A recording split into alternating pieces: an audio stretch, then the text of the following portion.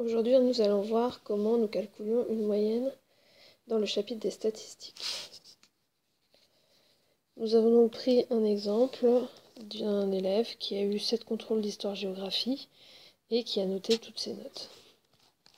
Pour calculer la moyenne, nous faisons la somme des valeurs. Donc 19 plus 15 plus 16 plus 13 plus 17 plus 18 plus 13 divisé par l'effectif total, c'est-à-dire le nombre total de valeurs, qui est ici 7.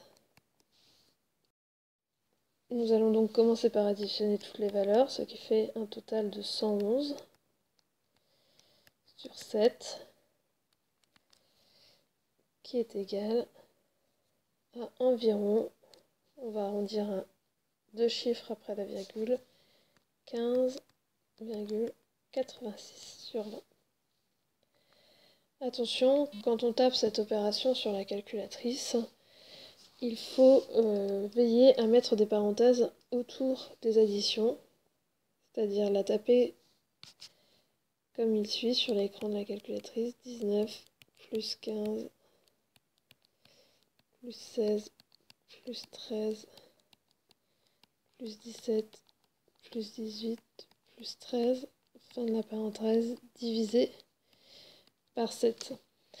Sinon, la division par 7 ne portera que sur le 13 et donc faussera la valeur.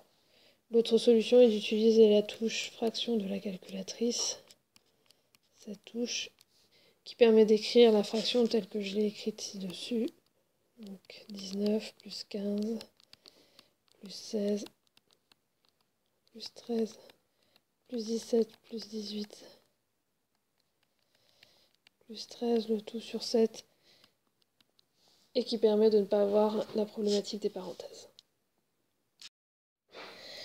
Nous allons voir aussi comment calculer une moyenne pondérée, c'est-à-dire une moyenne affectée avec des valeurs affectées de coefficients ou d'effectifs, comme c'est le cas dans le tableau ci-dessous.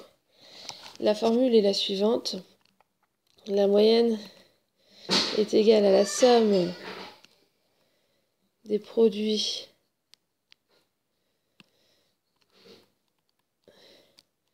des valeurs fois leur coefficient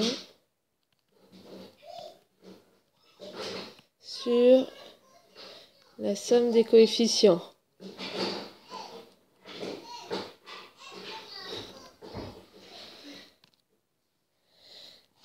Ici, ce qui joue le rôle de coefficient, c'est l'effectif. Donc en fait, la valeur 320 est affectée du coefficient 2, la valeur 330 du coefficient 3, etc. Donc le calcul que nous allons devoir faire est 320 fois 2.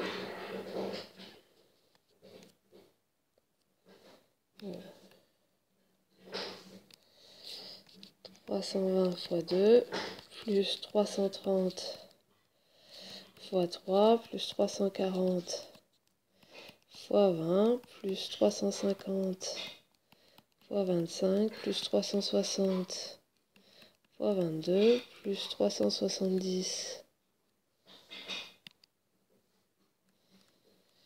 fois 20 plus 380 fois 8.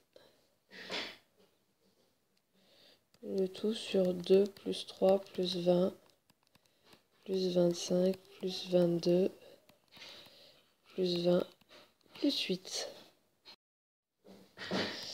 Ce qui donne 35 540 sur 100, soit une moyenne de 355,4.